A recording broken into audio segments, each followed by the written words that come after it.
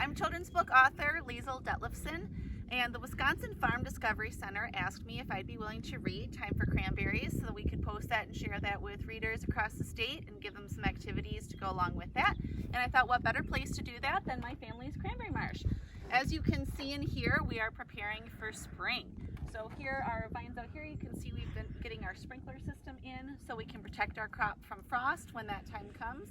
If we're really lucky, maybe we'll hear a sandhill crane or two. They have a beautiful call. You can hear other birds in the background hopefully as well.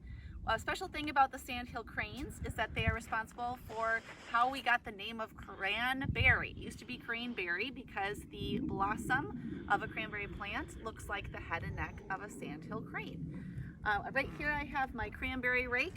This is an antique rake that is how we used to pick cranberries way back when. You can tell this is a Wisconsin style rake by the two handles, and people used to pick the cranberries by combing through the vines with these rakes, which, as you can imagine, was absolutely backbreaking work. Thanks to the technology we have today, we're able to use more modern methods for picking. So here is Time for Cranberries, illustrated by Jed Henry.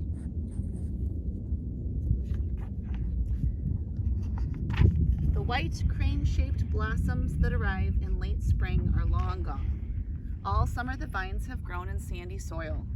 Now they hang heavy with berries. The cool autumn winds have turned them a rich red color.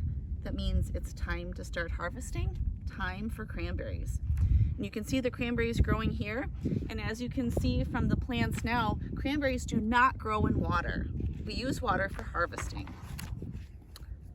Here we have some amazing wildlife that Jed Henry drew. We have our sandhill crane here, and we have some deer and some geese and foxes, and he really did a great job adding to the story with the wildlife. Dad's pickup truck thumps and bumps down the road. Mom and I bounce in the back seat as he drives through our cranberry marsh. It's harvest time, and I'm finally old enough to help. So here we have our picking machine, and we have our family here.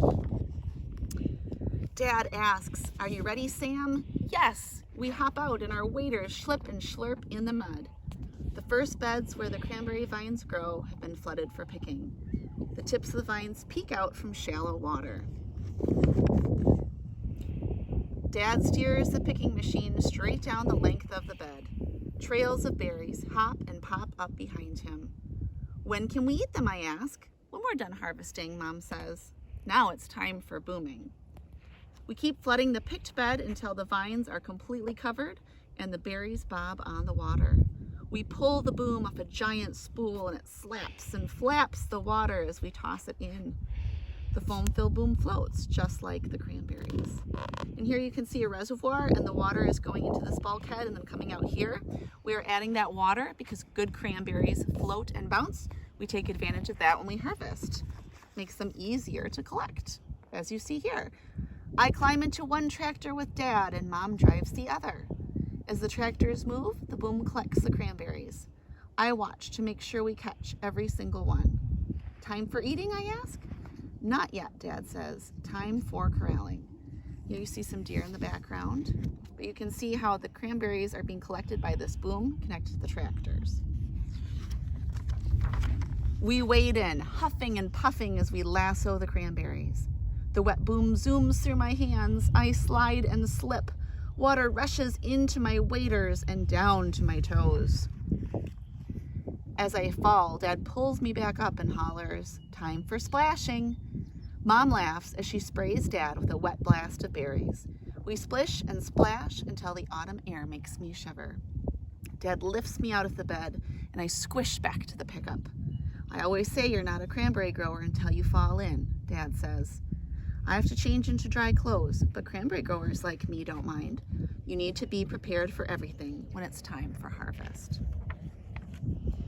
We continue corralling the cranberries into one big bunch called a pot. I need every bit of my super strength to help Dad heave the boom against the weight of all those berries.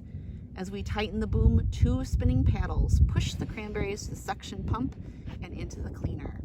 And here we have the suction pump. You can't see the suction, but here are those paddles that are pushing those cranberries up into the cleaner. And that's a piece of equipment that was actually designed on our family's marsh by my husband and his grandfather. It's a really great piece of equipment because it keeps people from walking around on the vines as we're harvesting. And then I love the view Jed used. You can see our sandhill cranes up here again. Time for cleaning, Mom says. We climb into the ladder to the top of the cleaner. Bright berries bounce and boogie down the metal grates. I check the spray bars to make sure the water pushes every bad berry and cranberry leaf through the grates and down to the trash truck. The good cranberries fall into the delivery truck and pile higher and higher. Look at all those cranberries, I say. Is it time for eating now? Almost, Dad says, but first it's time for delivery. While Dad drives down the highway, I pull the cord to blare the horn. The other drivers honk back and wave along the way.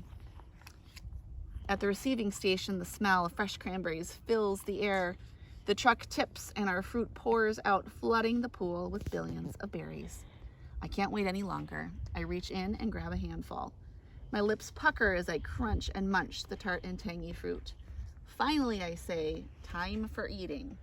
Now that smell at the receiving station is easily one of my favorite smells in the world. And I always have people ask, do you really eat raw cranberries? And yes, I absolutely do. That is one of my favorite things to do, is eat raw cranberries right off the vines. My kids do the same thing. They are delicious, just very tart. Here's my favorite spread. I love the aerial view that Jed used. And you can see all the different steps from the picking to the booming to the crowling and the beautiful fall colors. Day after day and week after week, we harvest. As the last leaves fall, we deliver our final truckloads of cranberries. One frosty morning, I follow my nose to the kitchen.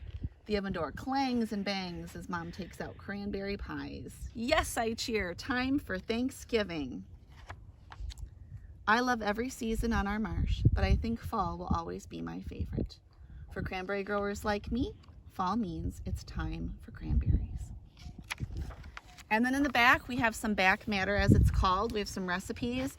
Both my grandma and my husband's grandma used this recipe for cranberry sauce.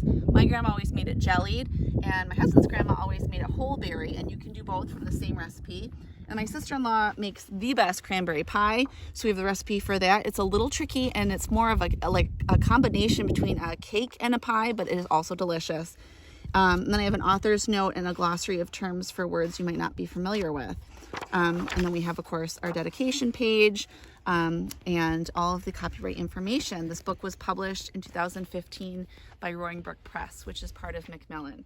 I hope you enjoyed the reading. I really miss being in the classroom and getting to visit kids and talk about my books and cranberry harvesting and growing and all of those things. But I'm really excited that I was able to reach you guys through the power of technology, thanks to the Wisconsin Farm Discovery Center. Thank you. Bye.